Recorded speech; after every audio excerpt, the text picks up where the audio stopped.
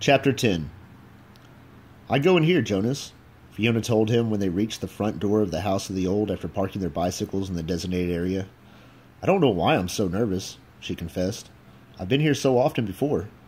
She turned her folder over in her hands. "Well, everything's different now," Jonas reminded her. "Even the nameplates on our bikes." Fiona laughed. During the night, the nameplate of each new 12 had been removed by the maintenance crew and replaced with a style that indicated citizen in training. "I don't want to be late," she said hastily, and started up the steps. "If we finish at the same time, I'll ride home with you." Jonas nodded, waved to her, and headed around the building toward the annex. A small wing attached to the back. He certainly didn't want to be late for his first day of training either. The annex was very ordinary, its door unremarkable. He reached for the heavy handle, then noticed a buzzer on the wall, so he buzzed it instead. "Yes?" The voice came through a small speaker above the buzzer. "It's, Jonas? I'm the new... come in." A click indicated that the door had been unlatched. The lobby was very small, and contained only a desk at which a female attendant sat working on some papers. She looked up when he entered.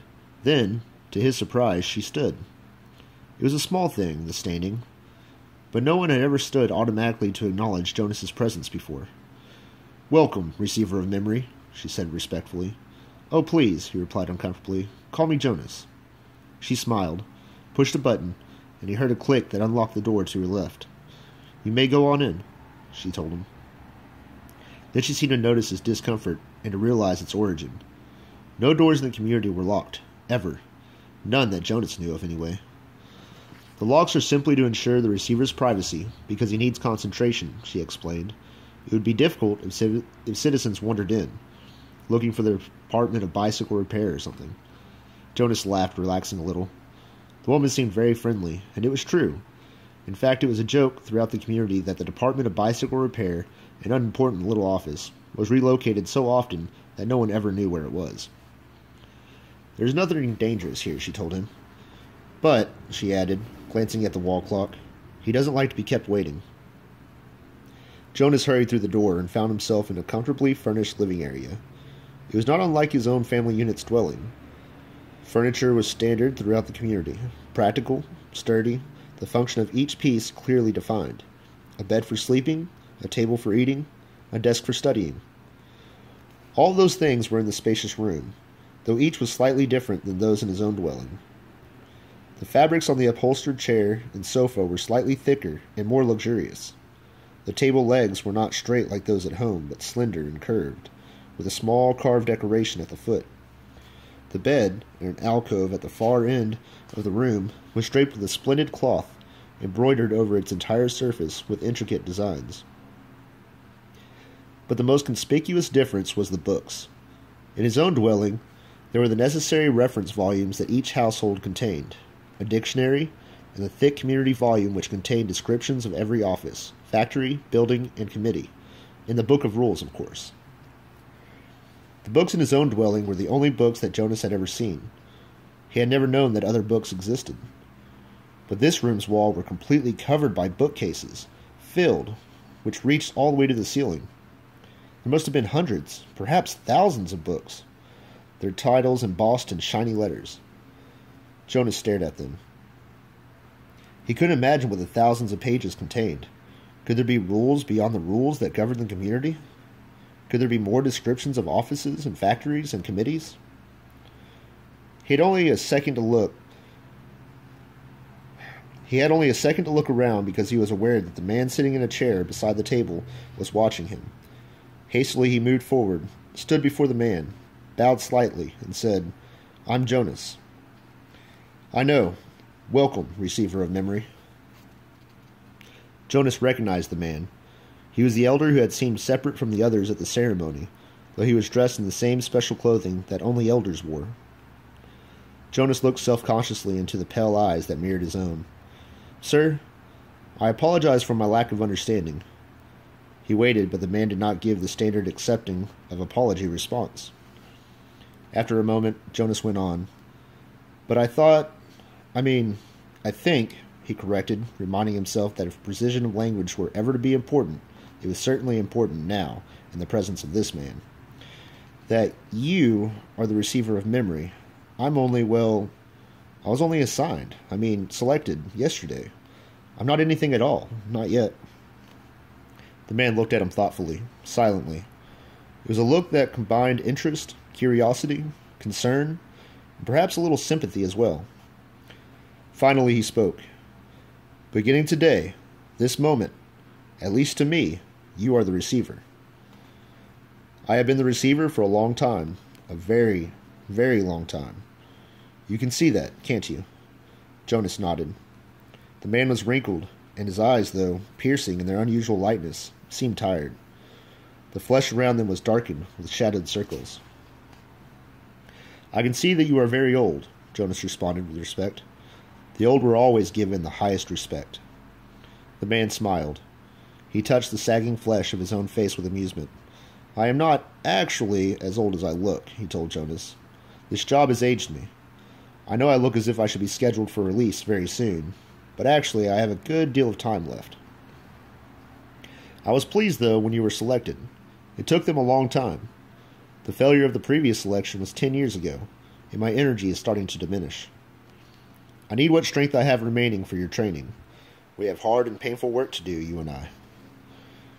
Please sit down, he said, and gestured toward the nearby chair. Jonas lowered himself onto the soft cushioned seat. The man closed his eyes and continued speaking. When I became a 12, I was selected, as you were. I was frightened, as I'm sure you are. He opened his eyes for a moment and peered at Jonas, who nodded. The eyes closed again. I came to this very room to begin my training. It was such a long time ago. The previous receiver seemed just as old to me as I do to you.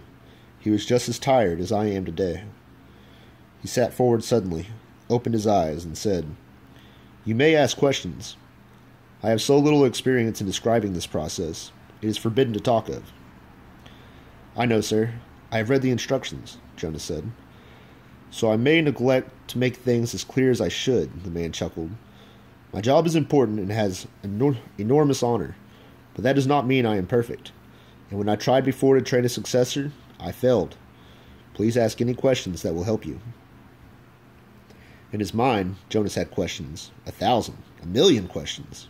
As many questions as there were books lining the walls. But he did not ask one. Not yet. The man sighed, seeming to put his thoughts in order. Then he spoke again.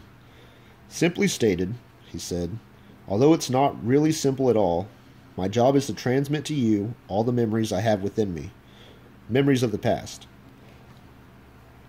Sir, Jonas said tentatively, I would be very interested to hear the story of your life and to listen to your memories. I apologize for interrupting, he added quickly. The man waved his hand impatiently. No apologies in this room. We haven't the time. Well, Jonas went on, uncomfortably aware that he might be interrupting again. I am really interested. I don't mean that I'm not, but I don't exactly understand why it's so important. I could do some adult job in the community, and in my recreation time I could come and listen to the stories from your childhood. I'd like that, actually, he added. I've done that already in the House of the Old. The old like to tell about their childhoods, and it's always fun to listen. The man shook his head. No, he said. I'm not being clear. It's not my past, not my childhood that I must transmit to you. He leaned back, resting his head against the back of the upholstered chair. It's the memories of the whole world, he said with a sigh. Before you, before me, before the previous receiver, and generations before him. Jonas frowned. The whole world? He asked. I don't understand. Do you mean not just us? Not just the community? Do you mean elsewhere too? He tried in his mind to grasp the concept. I'm sorry, sir, I don't understand exactly. Maybe I'm not smart enough. I don't know what you mean when you say the whole world, or generations before. I thought there was only us. I thought there was only now. There's much more. There's all that goes beyond, all that is elsewhere, and all that goes back and back and back. I received all of those when I was selected, and here in this room, all alone, I re-experienced them again and again. It is how wisdom comes, and how we shape our future. He rested for a moment, breathing deeply. I am so weighted with them, he said. Jonas felt a terrible concern for the old man suddenly. It's as if... The man paused, seeming to search his mind for the right words of description. It's like going downhill through deep snow on a sled, he finally said. At first it's exhilarating, the speed, the sharp, clear air, but then the snow accumulates, builds up on the runners, and you slow. You have to push hard to keep going, and... He shook his head suddenly and peered at Jonas. That meant nothing to you, did it? He asked. Jonas was confused. I didn't understand it, sir. Of course you didn't. You don't know what snow is, do you? Jonas shook his head. Or a sled. Runners? No, sir, Jonas said. Downhill? The term means nothing to you? Nothing, sir. Well, it's a place to start. I've been wondering how to begin. Move to the bed and lie face down. Remove your tunic first. Jonas did so, a little apprehensively. Beneath his bare chest, he felt the soft folds of the magnificent cloth that covered the bed. He watched as the man rose and moved first to the wall where the speaker was. It was the same sort of speaker that occupied a place in every dwelling. But one thing about it was different. This one had a switch, which the man deftly snapped to the end that said off. Jonas almost gasped out loud. To have the power to turn the speaker off? It was an astonishing thing. Then the man moved with surprising quickness to the corner where the bed was. He sat on a chair beside Jonas, who was motionless, waiting for what would happen next. Close your eyes. Relax. This will not be painful. Jonas remembered that he was allowed, that he had even been encouraged to ask questions. What are you going to do, sir? He asked, hoping that his voice didn't betray his nervousness. I am going to transmit the memory of snow, the old man said, and placed his hands on Jonas's bare back.